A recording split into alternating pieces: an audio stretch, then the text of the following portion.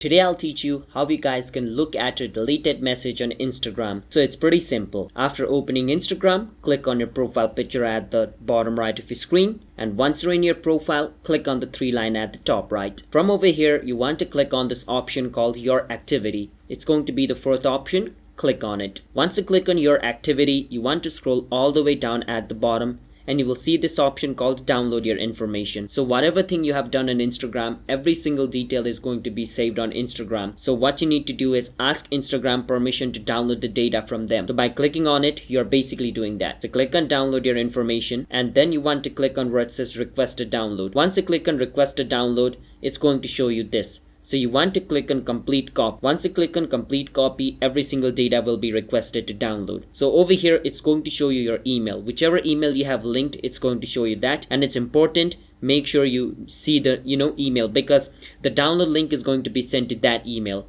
And over here, you can click on format to choose the format.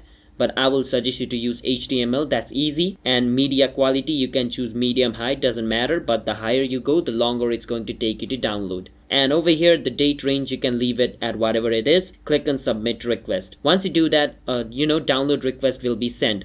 Now what you need to do is after like 2 or 3 days, check your mail, whichever mail was being shown to you.